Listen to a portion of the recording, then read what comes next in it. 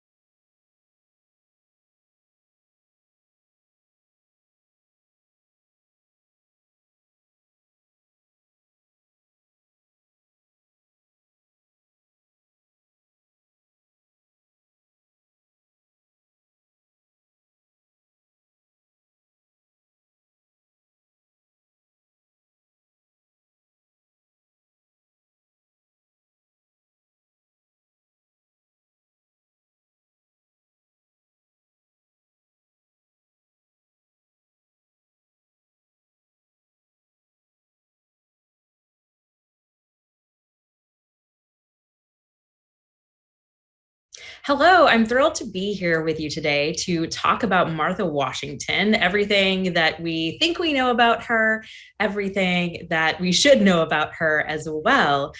So we probably often think about Martha Washington because she was the first lady of the United States, the wife of George Washington. But what we might not know about her is that long after her death, she really became an icon of American womanhood. She became kind of the ideal representation of what a woman should be for many people in the United States. When we think of her, we probably often think of this portrait of her as an older woman. This is one that's in the National Portrait Gallery. It's also owned by the Museum of Fine Arts in Boston. And this is a portrait of her that she actually didn't like. This is a portrait that was, as you know, created by a famous American artist, but one that has become popular in the 21st century in a way that it was never popular during her actual lifetime. In fact, many people were much more familiar with her as this young woman. This is a portrait done in 1757 that was reproduced widely numerous times during her lifetime. But we're getting a little ahead of ourselves here. Let's find out more about her as a woman during her lifetime. So she was actually born in 1731. This is a period when colonists are certainly thinking about the ways that they are unhappy with their British rulers, but they are not thinking about rebellion. They are not, Martha Washington isn't growing up imagining a world in which she could be a leader in a new nation. She was born in Virginia. She was a part of an elite Southern family, and her education as a young woman primarily consisted of learning how to be a hospitable, wife. And we may not really consider that to be a good education today, but at the time, that was something that was considered to be incredibly valuable for a woman of her status. And as we know, it became incredibly valuable for a woman who became the first lady and really cultivated that role into the position that we know it as today.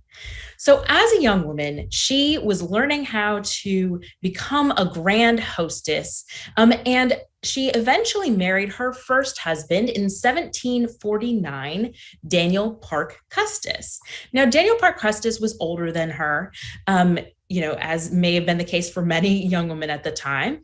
And they had children together. And this is a portrait. They actually had a series of portraits of their family done in 1757. There's a pair portrait of her husband as well here.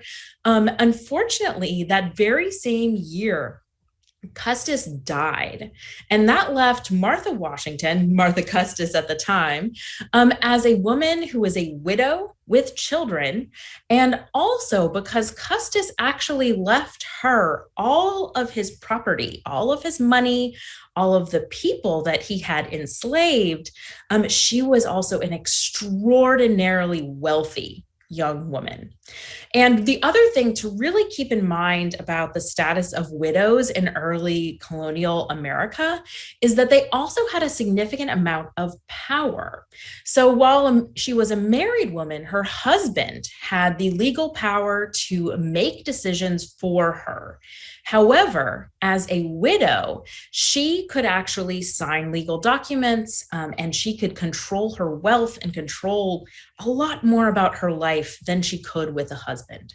So in fact, there are a lot of cases where widows actually decided to stay widowed because they could have so much more independence.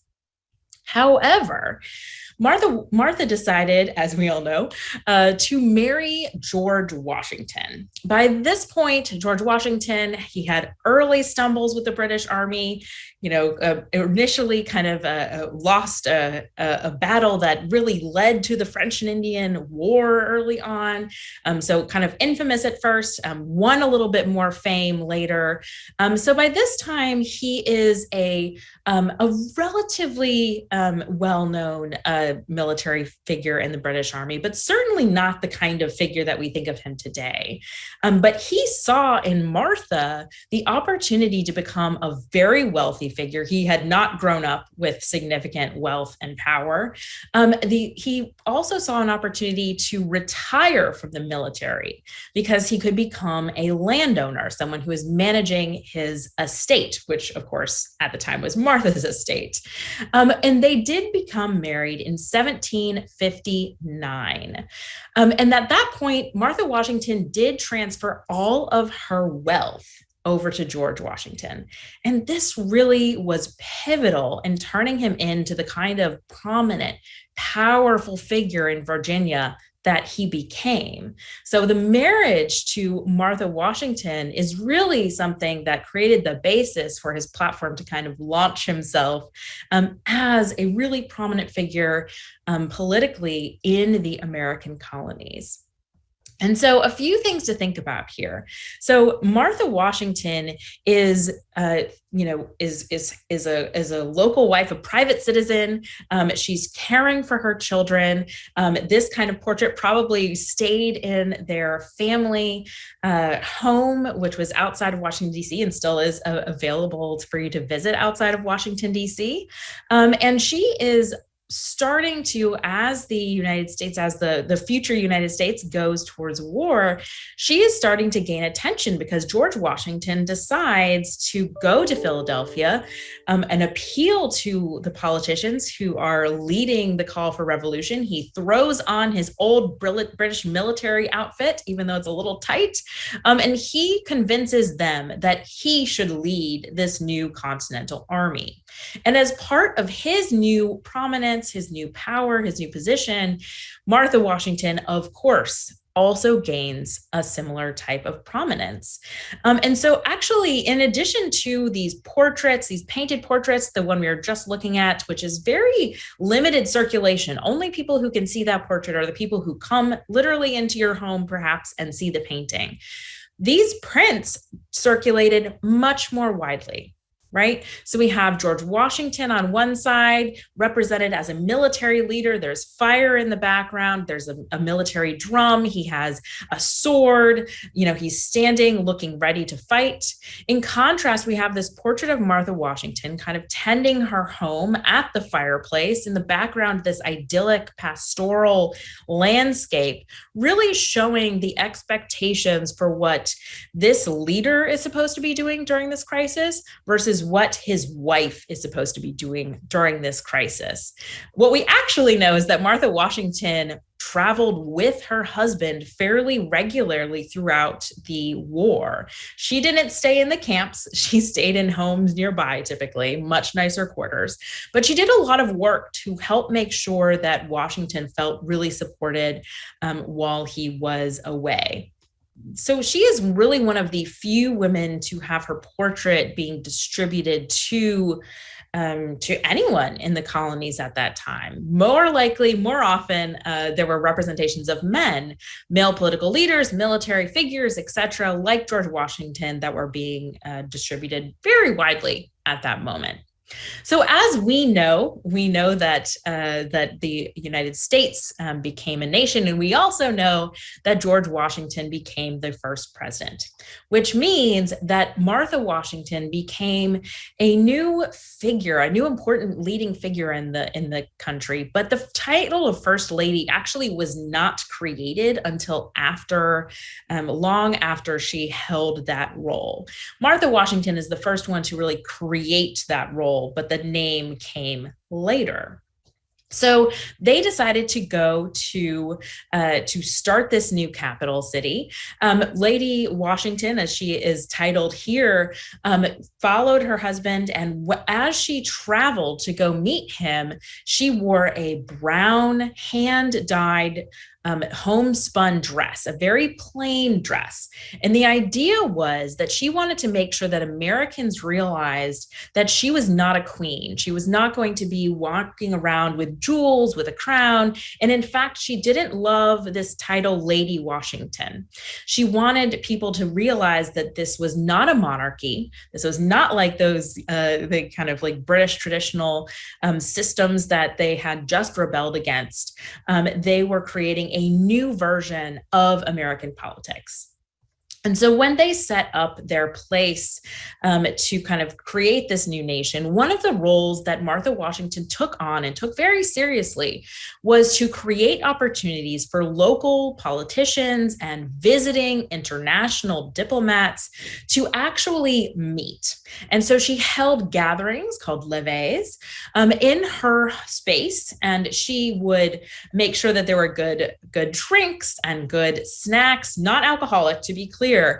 She did not think that was appropriate. She made sure there was sometimes ice cream available for people. And this was really an opportunity for people to gather, and it was an opportunity for people to have conversations. She was really seen as a grand hostess, someone who was facilitating a ton of political conversations, even though she was not herself a politician. So she was seen as adjacent, even though today we might think of her as, kind of choosing her guest list and being very strategic about what she was doing and who she was choosing to kind of come to her gatherings. We could see certainly as political in the 21st century. So one of the things to consider here is that she is very much creating this role. And one of the people who saw her do this was Abigail Adams, who we know would later become First Lady. And she really thought that Martha Washington did a great job. She was very kind of low key about everything. She thought that she was very modest and very unassuming, which was very appealing to a lot of people at that time. So Martha Washington was by this time older, and she didn't really want to be doing this, especially for the second term that George Washington was elected for. And so by the time they went back to Mount Vernon, their home, she was thrilled to be there with her grandchildren at this point. The pair really spent a lot of time with them and helped raise them. And eventually, George Washington actually died in 1799.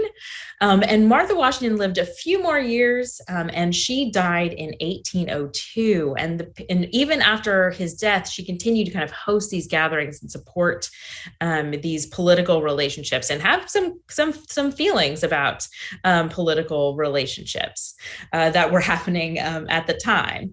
And so when we're thinking about Martha Washington, it's really important for us to realize that she was someone who really was seen as a grand hostess, of someone who supported her husband actively, whether he was fighting in the military or whether he was the president of a grand nation. She was seen as a helper, someone who was supporting political ambitions rather than an activist or politician herself.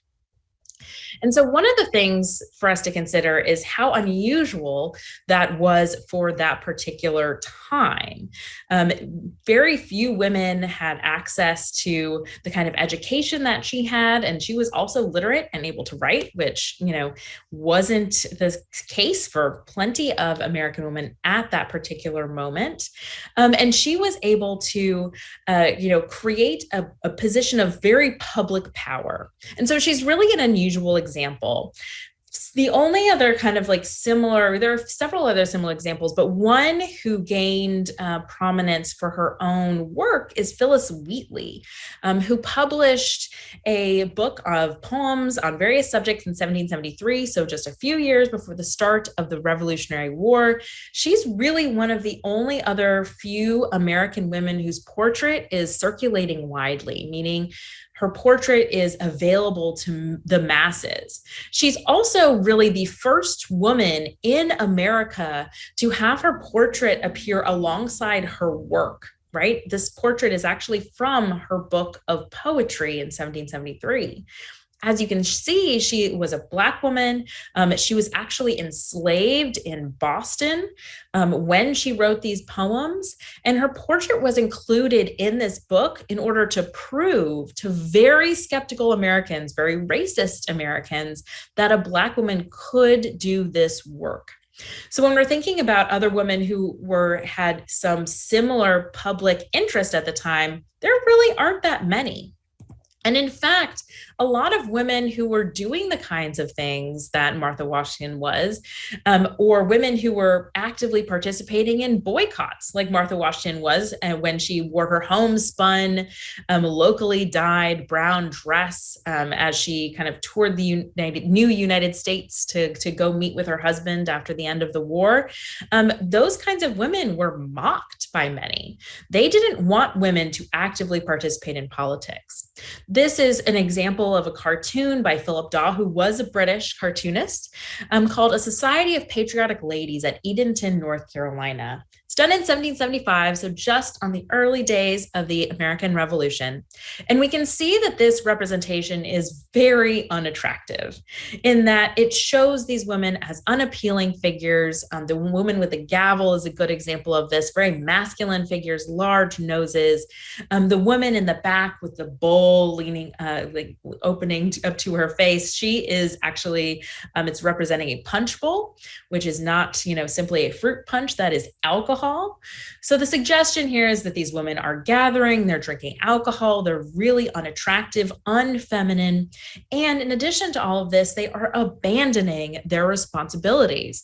The child that they are ignoring underneath the table is a representation of the families and their homes that they are ignoring while they are deciding to gather and sign this petition to boycott British goods. So this is a representation of what many people thought would happen if women participated in politics. And this is something that really lasted far beyond the American Revolution, as we will see.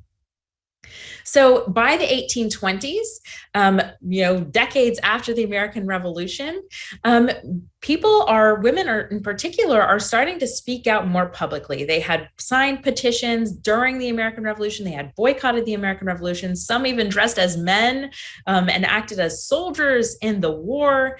But by the 1820s, 1830s, 1840s, women are starting to join moral reform societies. They are starting to join anti-slavery societies. They're starting to join a variety of reform organizations that give them the opportunity to learn how to do things like public speaking.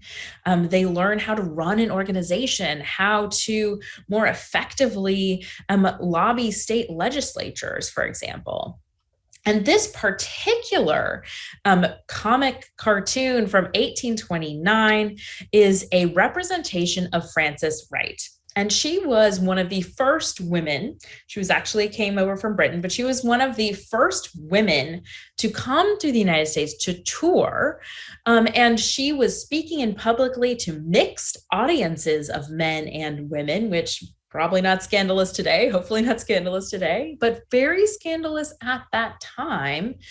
She was seen as a radical. She was promoting, she had a utopian community she ultimately ended up with. She was promoting reforms, promoting more rights for women. And you can see what this artist, James Aiken, actually thought of her. So he imagines her as a goose, a downright gabbler, a goose that deserves to be hissed is the title of this particular piece. She has taken the role of what appears to be a minister with her outfit on, and she is lecturing her audience, telling them what to do. And she's taken the role perhaps of the man who is standing next to her, who has his hand over his chest, her bonnet in his hand, just waiting to be told what he should be doing next. So the idea here is that this woman has taken this leadership role, is telling people what to do. And in return, men are taking on this more subservient role, this less masculine, less more of a follower than a leader. And so the concern is that in the future, if women become more political, men will become more feminine, according to the ideas of gender at that time. And this fear only really increases because, as you probably already know, during the 1840s and 50s, women's rights activists really start to organize. So they are many of them are part of anti-slavery movements, especially in the 1830s. And then they start creating their own organizations. They start petitioning state legislatures for rights, for example. Women at that time could not, because of laws of coverture that gave their rights to their husbands, their fathers, etc.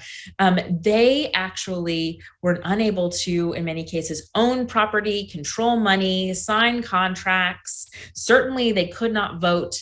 And so when we think about things like the Seneca Falls Convention, which occurred in 1848 in Seneca Falls, New York, those documents, the Declaration of Sentiments in this case, not only demanded women's right to vote, it also demanded that women have equal pay. It demanded that women have equal participation in the church. It demanded that women be able to divorce and own property and all of these things. It's a very long list of demands that women made that really shape how the women's rights movement of the 19th century evolves. And so women actually are organizing on a national scale by 1850. The very first women's rights convention occurs in Worcester, Massachusetts in 1850. And as you can guess, people are uncomfortable, right? Just as uncomfortable as they were when women were petitioning to boycott British goods in 1775. And as uncomfortable as they were in 1829 when Frances Wright wanted to lecture them about what they should do. Here, they're realizing that women are organizing on a much broader scale than they ever had before. This is from Harper's New Monthly Magazine in 1851. So just a year after the first National Women's Rights Convention, But now these women's rights conventions are happening regularly. Now meetings are happening locally and state by state, in addition to nationally. And so momentum is gaining for these women's rights activists. And here's how they appear according to this artist. They are smoking, they have hands on their hips, which is a very masculine, authoritative position, definitely not demure and feminine. They're standing out in the streets. They're not represented by a fireplace like Martha Washington was in the 18th century. They are wearing bloomers. You can see the outlines of their legs. One woman is pulling up her bloomers so that you can see her ankles. And this is not controversial in 2022, but this is something that people were appalled by. This is something that suggested they were loose women in 1851. They're wearing men's clothing, top hats, and two women are even linking arms with each other, suggesting that they are in a relationship together, that they do not even need men in this new version of society. In fact, the only man in this scene is the man who has his back toward us. And looks like he is fleeing these women in the street in order to get away. And this kind of representation was extremely popular during this time. I'm only showing you one image of this for now. But by this time, the thing to know is that in the 1840s and 1850s, illustrated magazines like this one and illustrated newspapers became very widespread. Technology really decreased the cost of reproducing engravings. And so people could open up many different newspapers, especially comic magazines. And when I was looking through these doing research, I was absolutely shocked to see how many variations of cartoons like this I saw. It felt like it was in every single issue of any magazine, a variation on a cartoon like this one. And the reason for that is because the editors, the artists, all men at this time, really just assumed that their audiences would surely be on board for this. This was not really considered to be a controversial idea, this mocking of these women's rights activists, mocking of their ideas. So they were undercutting this movement. They were amusing their readers. They were appealing to the masses. All of these things kind of come together in this particular image. The other thing that happens at this time, as these mocking cartoons are extremely popular, is that a lot of opponents to women's rights are also realizing that Martha Washington they're creating Martha Washington into a model to represent their preferred idea of womanhood. So this is a cover of a book that was printed serially in the 1850s. This is the front cover. So Martha Washington is front and center, no question of who this author, Rufus Griswold, a very prolific author at the time, saw as the ideal figure here. This is a version of that John Wollaston portrait from 1757 that was printed in that published, ultimately, book at the time. And this is the kind of portrait that Americans in the 19th century saw incredibly regularly of Martha Washington. If you were to look at most of the books and most of the newspaper articles and magazine articles printed of Martha Washington, it's most likely going to be a portrait of her as a young woman, like this one.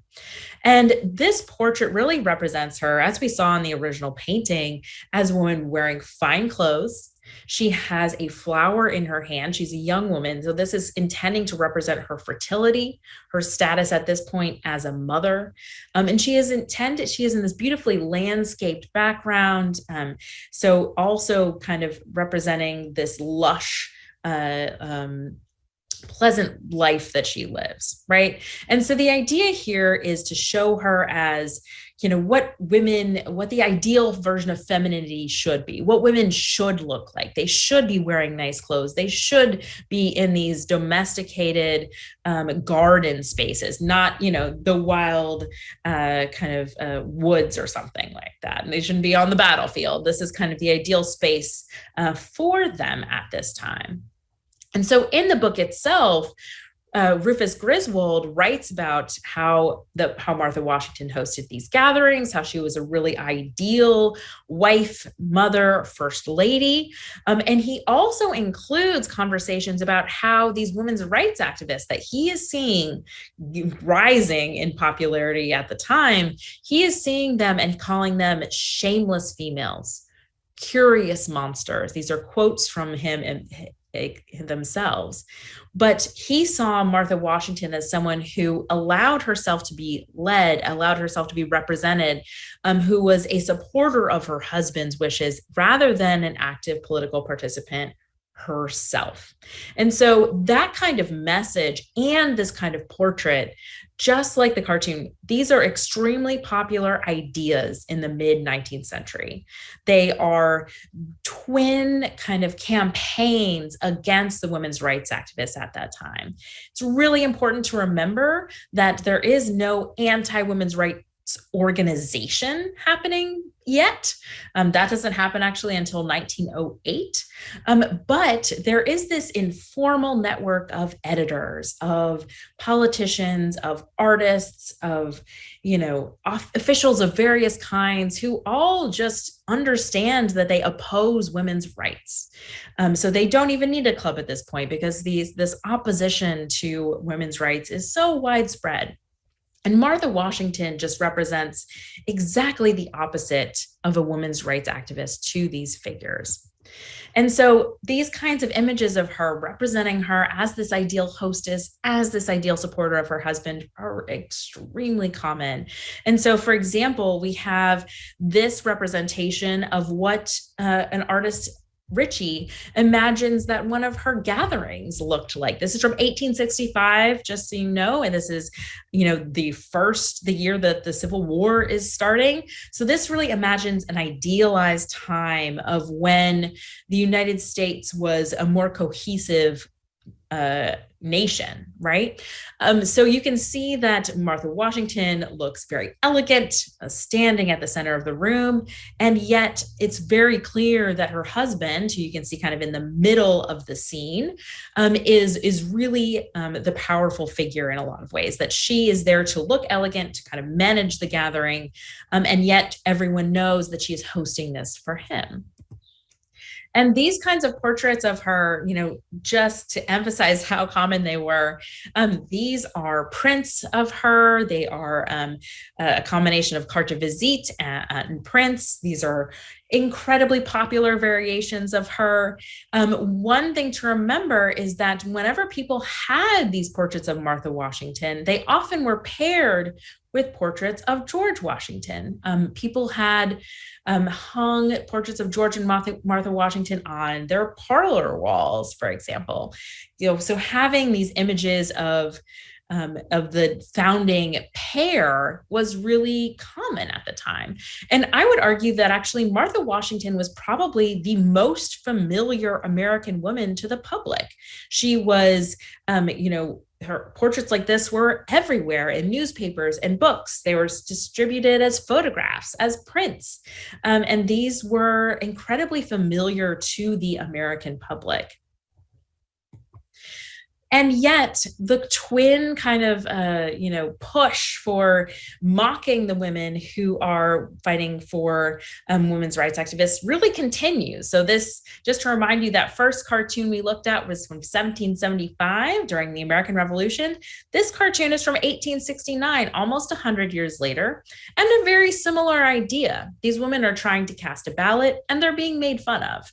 This woman on the right, this is one of my favorite little vignettes here. She's telling her husband to take care of the baby. She's not going to take care of the baby while she goes off to vote. The other detail that I really love is vote for the celebrated man tamer, Susan Sharptongue, which is on the sign in the center here. The women are smoking, they're wearing top hats, their fashions are inappropriate for the era. We've got a woman wearing bloomers, showing off her legs. Again, this is all very scandalous. By 1869, as many of us know, the Civil War is over and people are debating who should vote in the new United States. And ultimately, um, politicians decide to back the support of the 15th Amendment, which effectively ensures that newly freed Black men are able to vote. And they decide to not take on the fight for women's voting rights at that time. So women's rights activists are angry, and they are continuing to organize in a much more national, even more significant scale at this time. So this is even more of an anxiety by 1869. And so suffragists are trying to think about ways to represent themselves that don't quite look like Martha Washington did, that are creating a different version of what it means to be a political woman in America. On the left, we have Sojourner Truth, who was born enslaved in New York. She became a prominent women's rights activist, as well as an anti-slavery and later civil rights activist. She decided sitting for this photographs for portraits like this one in the 1860s. This one is from 1864. And she always worked to represent herself as a woman who was, respectable and doing womanly tasks like knitting, as we see here. And yet, because this was a public portrait that she herself chose to sit for, the idea is that she's also a public figure in a way that Martha Washington never chose to be, right? So one of the tensions with Martha Washington is that she really gained the kind of widespread popularity, representation as an icon after her death, when other people were doing it for her. Truth, during her lifetime, actually made the choice to make herself a public figure, right? So when Martha Washington was hosting events for her husband, she was doing it for her husband, whereas Sojourner Truth was traveling the United States giving lectures on her own. And in reality, of course, Sojourner Truth was doing this to make money. She was a professional reformer. This is how she supported herself, by advocating for these causes. Martha Washington is not kind of making money. She's not a public figure necessarily of her own choice. So there's a tension we have between the representation of Martha Washington and the representation of Sojourner Truth here. Women like Susan B. Anthony and Elizabeth Cady Stanton really follow in Sojourner Truth's footsteps, and they want to represent themselves to the public as well. They look a little different than Sojourner Truth. They look like they are, a little bit more aggressive, kind of like ready to jump out at you in this portrait.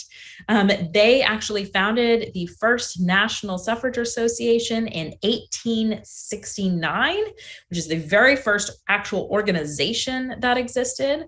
And so when we're thinking about this particular moment, we can see that movements are intensifying in order to win women's rights.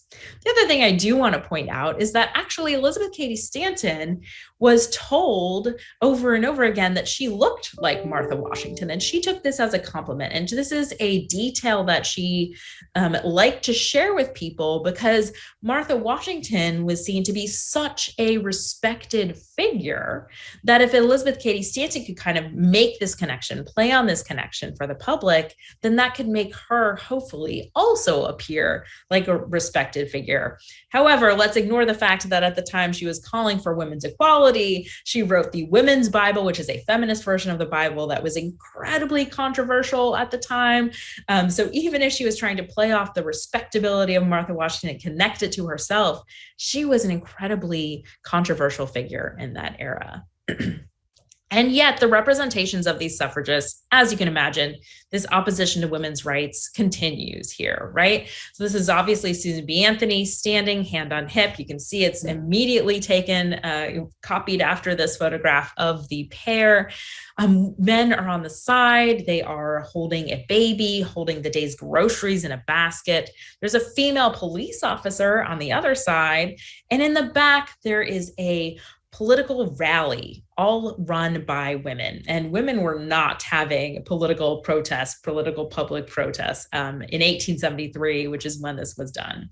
So this continues to be an imagined scene of what makes people who are opposed to women's rights incredibly anxious. It both makes them nervous and angry, and it also makes them laugh, right? This is intended to make them laugh at these women's rights activists, and think this future is certainly absurd to them. That is the goal here.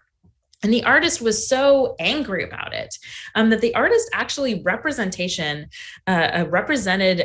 Susan B. Anthony's I issue.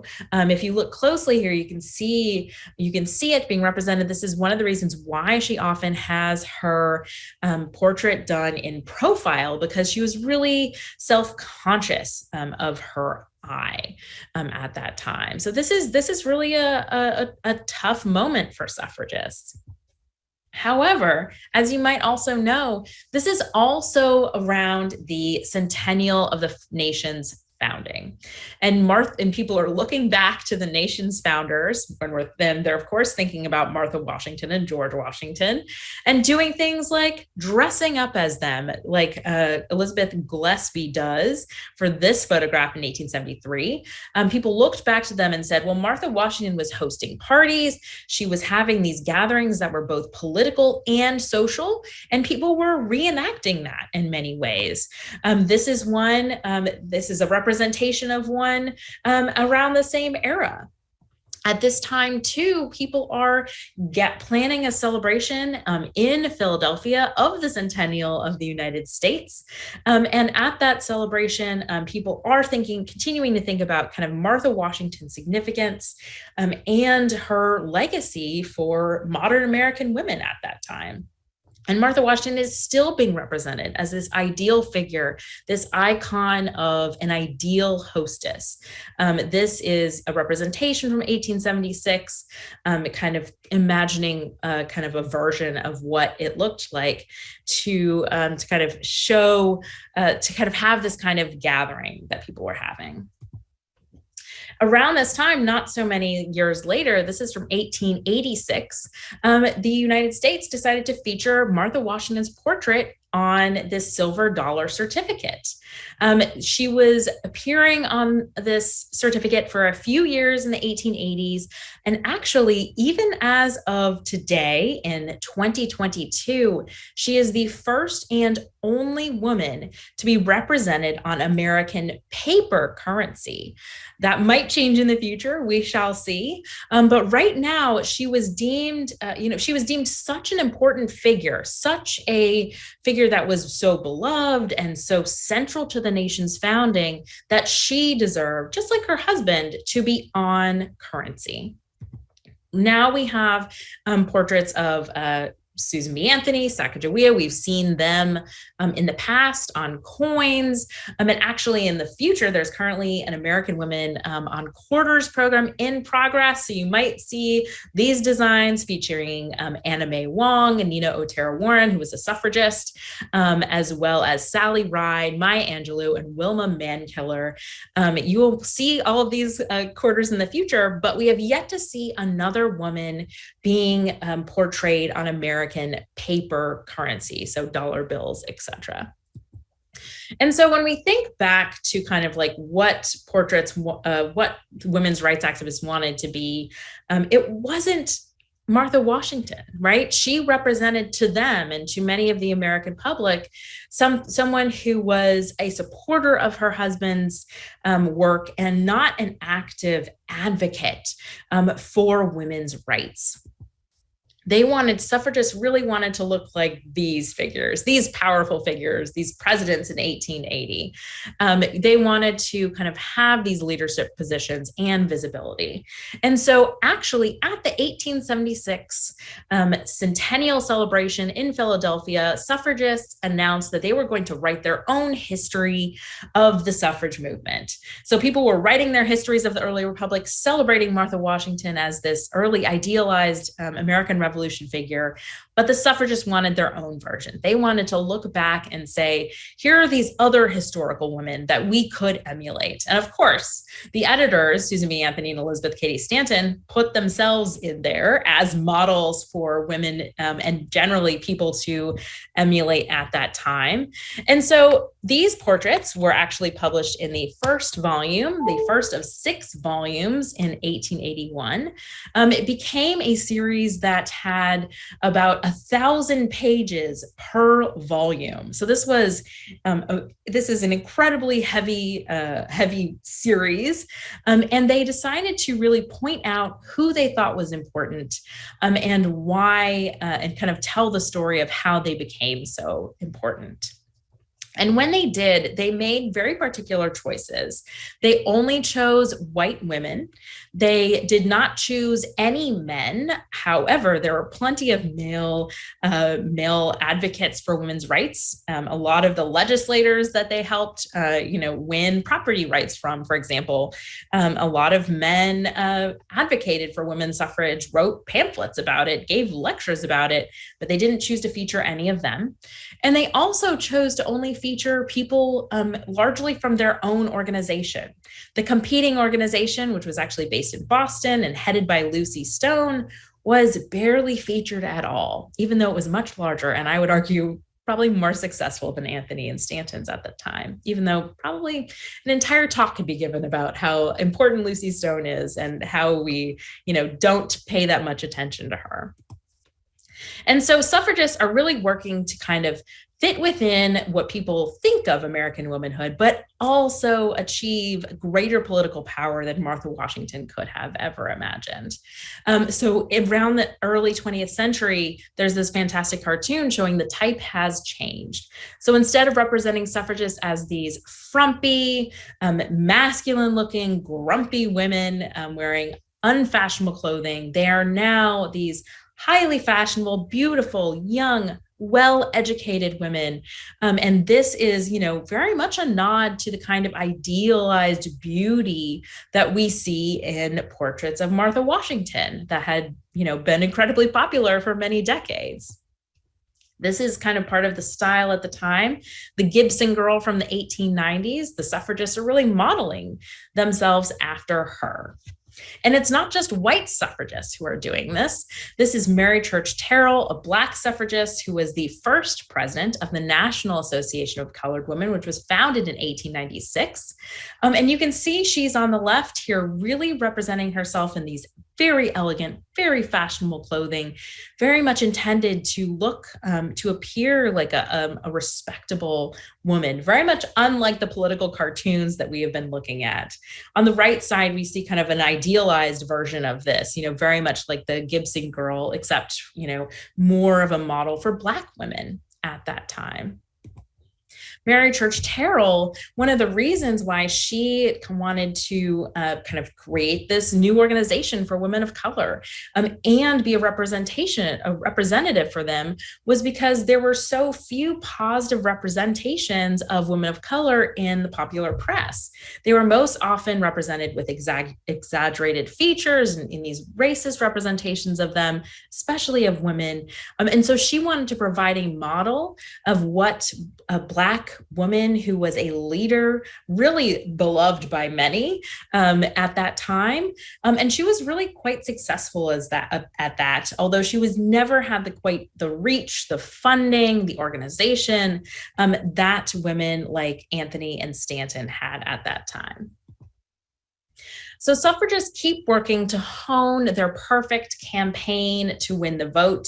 And ultimately, the kinds of ideas that really become extremely popular among the public are this idea that the perfect mother, good mothers, are going to be the best voters. So this is by female artist Blanche Ames, Double the Power of the Home. 2 good votes are better than 1, from 1915. You can see that we've got a female artist. It's published in the Woman's Journal. So we have female editors, female artists kind of creating a new message here. And you can see that this mother has an ideal home. She has 3 children, a God bless our home sign in the back. And this is the kind of domestic representation of what, a good political activist, a good female political activist should look like. Very much like the kind of idealized representation of Martha Washington as this domestic figure who is managing the home and also kind of participating in politics. This was an extremely popular idea. Give mother the vote, we need it. This is by Rose O'Neill, who an artist you might know more for designing the Cupid doll, which is an extremely popular design at that time.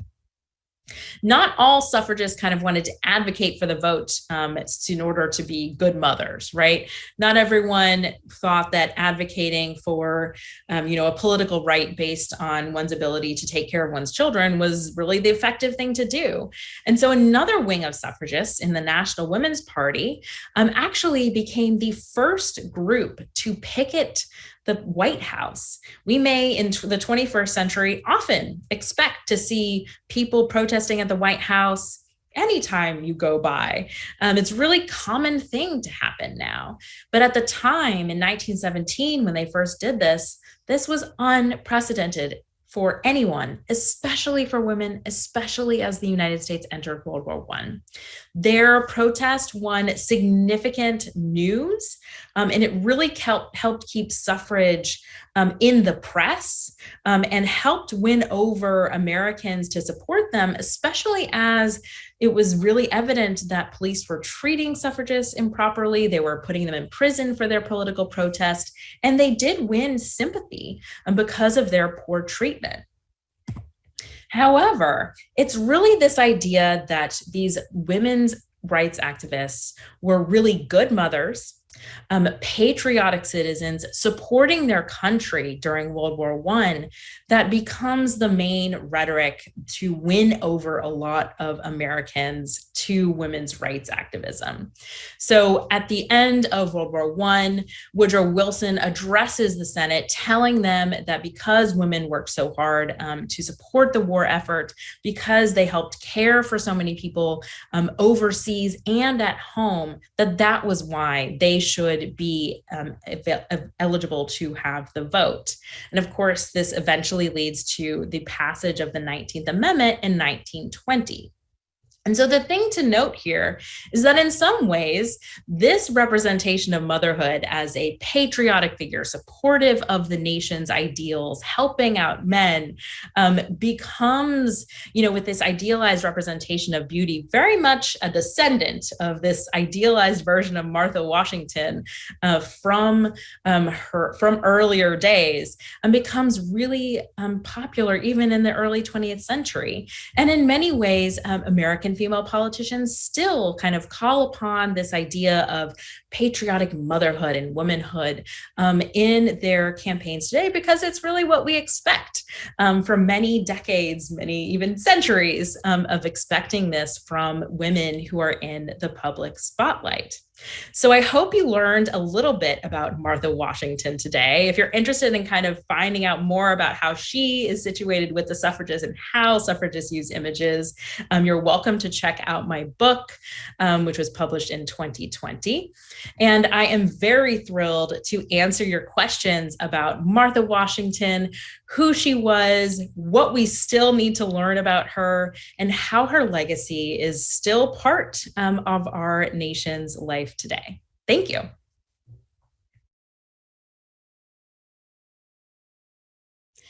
I'm thrilled to talk to you all today about these questions you all have about Martha Washington. And so I'm just going to kind of dive in and get started. So the first question I have is, do you think Martha and George loved each other when they got married, or was it more a marriage of convenience for both of them? And I think the answer to this question is really tough to say in a lot of ways. I think for both of them, it was an appealing match. I think that Martha Washington really saw in her husband, someone who had ambitions. I think that she saw that she did not want to be a widow any longer and wanted to have the kind of protections, the legal protections, et cetera, that a husband could offer her. And obviously, George Washington was probably very thrilled to have the kind of wealth and status that Martha Washington could offer him. But I think that they did have a caring relationship. I think that, I think that they did have a caring marriage. Next question, was Martha better formally educated than George? And the answer is definitely George was more formally educated than Martha. It was incredibly rare for women, even wealthier white women like Martha, to have, a real formal education beyond the minimum. Martha Washington could read and write, so she was more educated than many women in the in the colonies in her youth. But George Washington certainly had access to more formal education than she did. Can you elaborate a bit on Martha's work during the war? What was it like for her following her husband and army around? So she did a lot of things during the war. She really went from camp to camp with her husband, particularly in the winter months. And she would kind of help make the camp more homey, kind of do the things that in the 18th century you expect your wife to do. Perhaps make your favorite meal, or make sure your clothes are cleaned in a particular way that you like. So one of the things that was really her job was to try and make sure that George Washington was, in the best mood that he could be, right? That he had everything he needed. One of the things kind of on a broader scale that, many American women on the whole were doing during the American Revolution was raising money. They were boycotting British goods. They were making their own textiles and dyeing their own textiles. They were, not purchasing British tea, etc. And they were raising money and sending that off. Some of them even actually joined the military as men. Deborah Sampson is perhaps the most famous representative of that. If you do a quick Google search of her, she's a really fascinating figure. And so there are a really wide range of things that women in general did during the American Revolution. Next question is about Martha Washington knowing Sally Fairfax, which is kind of similar to the next one, which is asking, during the late 1700s, with whom did Martha connect and become friends with, other political and military leaders' wives? And the answer is that this society is, very much interconnected, especially when you think about wealthy white Virginia at that time. Right. So you probably, even if you are not, seeing someone regularly, a lot of these wealthier, more politically powerful figures do know each other and do, maybe if they are not, going to each other's houses all the time, they probably have a friend who does, so they're in their broader circle, if nothing else. So I would kind of think about this as kind of a network, right? It's not so different to the kinds of networks we can really visualize a little bit more easily on social media, right? On a Facebook page, on an Instagram page, you can kind of see friends of friends of friends. I think you should think about that when you think about, people who are of a similar status in the same time period in such a particular area. Martha Washington was someone who, was working very much with the wives of other political figures. And in fact, historian Catherine Algor has written about the fact that a lot of the wives of politicians, especially Dolly Madison, were really facilitating a lot of political conversations during the early years of the United States. So we should think about the ways that Martha Washington was really connecting with these women, and that it really mattered, that they were friends and that they were deciding to host each other and host their husbands who would have these particular conversations. So all of that was connected. So the next question is, do I see any connections, any parallels between Martha Washington and Nancy Reagan? And I think one of the things that I think is really interesting about this question is kind of are we thinking about Martha Washington, the person, the human, or are we thinking about Martha Washington, the kind of iconic figure that emerged long after she was dead? And maybe she's become such an iconic figure, or especially was in the 19th century, that it maybe doesn't matter on some level. But, Martha Washington really did establish the iconic role of First Lady, and the people who wrote about her later really ensured that people would think of her in a particular way. And so I do think that, Nancy Reagan, but also a lot of other first ladies kind of assume that that is the role that they're expected to play, right? A wonderful hostess, a significant supporter of their spouses' political activities. I think it's really only, though, in more recent decades, maybe, Eleanor Roosevelt was one of the earlier people to really broaden the role of First Lady beyond kind of hosting events and kind of create more of a platform for the First Lady. And I think that ever since then, a lot of First Ladies do tend to choose at least one issue that they are interested in kind of promoting during their tenure. So I think that that's a good question. Women lost a right today. Care to comment on the Supreme Court decision?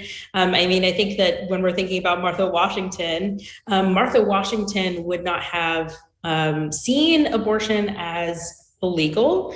Abortion wasn't, they didn't decide to, the United States didn't really outlaw abortions, didn't limit abortions until the mid 19th century.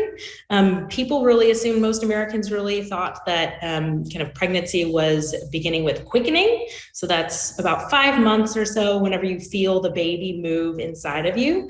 But if the baby was lost by choice or by accident before then, that was not considered to be like a moral question. It wasn't a question that people really considered that much to be a negative thing as an expectation in that particular time period. So didn't only a dozen or so attendees sign the document that came out of the 1848 Seneca Falls Convention? And wasn't Frederick Douglass a signer? Well, some of the key women were not. So this is a great question. It was definitely more than a dozen, but it is also important to note, and you're right, Frederick Douglass was definitely a signer. It was important to note that not everyone agreed. Not everyone was sure that the Declaration of Sentiments was the right path to go. Some believed it to be too radical. Some were not necessarily supporters of women's rights in the way that Elizabeth Cady Stanton and her colleagues were. So I think it's really useful to point out, as you do, that just because this document is signed doesn't mean that everyone agrees with it.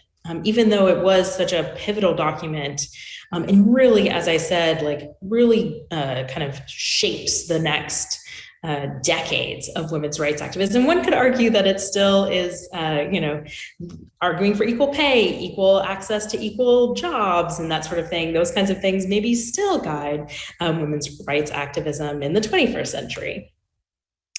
Next question is, how would Martha have viewed those who repurposed her decades after her death as an anti-women's rights figure? What would she have said to Stanton and Anthony? I can't help but think, as a former land and slave owner with power over her domain, a role other and more than an ideal host, she would have supported their efforts. This is a really great question. As a historian, as a professional historian, it's really hard for me to kind of want to just make a guess. But I'm gonna step outside of my professor, I need the documents kind of discipline. And I think that she would have liked the fact that people really appreciated her hostessing skills. That's something that she worked on. If she received a formal education, then that was essentially her formal education, being a good hostess, learning how to be hospitable to people and facilitate these gatherings that she, learned how to as a young woman. I think she'd be really pleased to know that that was something that people really valued and looked back at her as being, really successful at. I think she'd really be pleased. As far as women's rights activism, I don't think that she could have imagined herself what would come in the decades after her death. It's so hard for me to guess what the answer to this question would be. Maybe she would have loved it. Maybe she would have hated it. It's very hard to say. And I appreciate that this question also acknowledges that a lot of really significant opponents of women's rights were women. And Martha Washington could very well have been one. Did George Washington support Martha's independence as a decision maker, the independence that Martha would have gained as a widow? So if we're thinking about independence, because George Washington was actually gone so much and managing, a war, Martha Washington actually maintained a significant amount of control over her home, over her estates, over how they were run, and of course, the many enslaved people that worked them.